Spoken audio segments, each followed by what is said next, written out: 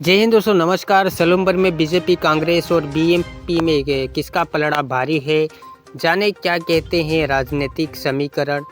राजस्थान में 7 विधानसभा सीटों पर उपचुनाव की तारीख नज़दीक है। ऐसे में कांग्रेस और बीजेपी के साथ निर्दलीय पार्टी भी जनता को अपने पक्ष में करने में जुटी है। वहीं सलूमबर विधानसभा सीट पर इस बार बीजेपी, कांग्रेस और बीएमपी में त्रिकोणीय मुकाबला देखने को मिल रहा है।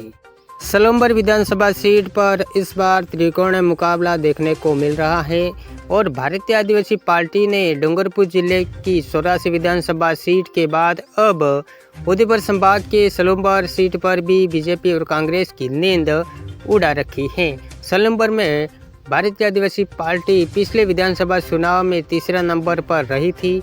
इस बार वह फिर से अपने तीखे तेवरों और मजबूती से बीजेपी तथा कांग्रेस को चुनौती दे रही है। दिन प्रतिदिन बदलते सियासी समीकरण को देखते हुए सलूमबर में बीजेपी और कांग्रेस के बड़े बड़े नेता अपनी अपनी पार्टी की स्थिति मजबूत करने के लिए धूप में दौड़ रहे हैं।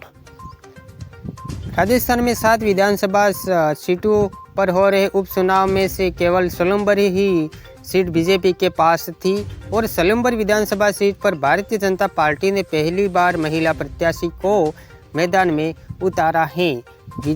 बीजेपी अपने दिग्गज विधायक अमृतलाल मीणा की पत्नी शांता देवी मीणा को मैदान में उतारकर सहानुभूति और वोट बटोरना चाहती है। कांग्रेस की ओर से रघुवर मीणा की पत्नी बसंती देवी मीणा पूर्व में सलूमबर विधानसभा की पहली महिला विधायक होने का तमगा प्राप्त कर चुकी है। इस बार भी कांग्रेस ने भाजपा की महिला प्रत्याशी के सामने रेशमा मीणा को टिकट देकर महिला कार्ड खेला है। वहीं बाप पार्टी ने पिछली बार चुनावी मैदान में उतरे जितेश कटारा को पुनः अपना उम्मीदवार बनाया है, जिसमें जितेश भाई कटारा को 51,000 वोट हासिल हुए थे। जब वो पहले चुनाव हुए थे तब जितेश भाई को 51,000 वोट मिले थे। ये कुछ हम आपको समीकरण बता रहे हैं, आगे जानिए कि क्या है और क्या कुछ मामला होने वाला है। पिछले चुनाव में बीजेपी को वोट यहाँ पर काफ़ी ही बीजेपी का वोट गिरा है दोस्तों। पिछले स्तर की बात की जाए तो बीजेपी पर काफ़ी ही वहाँ पर बीजेपी के वोट यहाँ सलूमबर में गिरे हैं और सलूमबर विधानसभा उपचुनाव में बाप अब भाजपा और कांग्रेस पार्टी दोनों के लिए परेशानी और मुसीबत बन चुकी है। पिछले कुछ चुनावों में यहाँ भाजपा और कांग्रेस के वोट शेयर को लगातार बाप की वजह से वहाँ पर गिरावट नज़र आ रही है और इसी आंकड़े को देखकर बाप पार्टी काफ़ी ही उत्साहित नज़र आ रही है।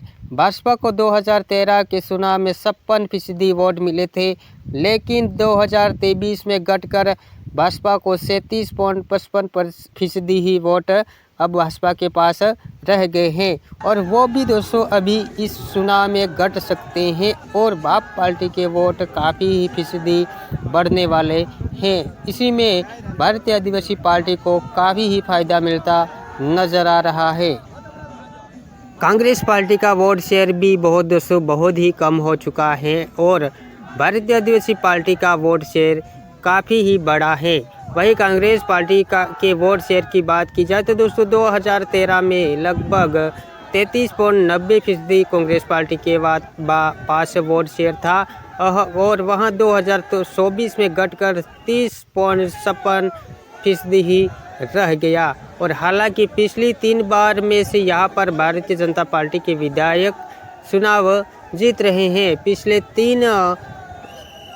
15 सालों में यहाँ पर बीजेपी के ही विधायक ही चुनाव जीत रहे हैं, लेकिन भारतीय आदिवासी पार्टी का वोट शेयर लगातार ही दोस्तों यहाँ पर सलूमबर में बढ़ रहा है और विधानसभा चुनाव में जितेश कटारा को 24.24% वोट मिले थे और भाजपा कांग्रेस को लगातार दोनों ही पार्टी के वोट शेयर यहाँ सलूमबर में घट रहे हैं और इसी शेयर को देखते हुए बाप पार्टी में ये उम्मीद है कि इस बार जितेश भाई कटारा यहाँ पर कई वोटों से जीत कर जाए, ऐसी उम्मीद लगा बैठी है भारतीय आदिवासी पार्टी।